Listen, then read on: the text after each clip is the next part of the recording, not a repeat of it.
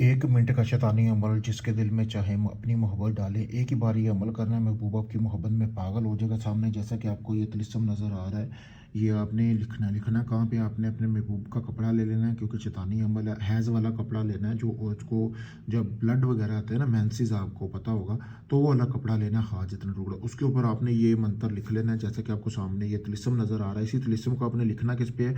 अब आपने इस तिलिस्म को उल्लू के खून से लिखना है उसके कपड़े के ऊपर।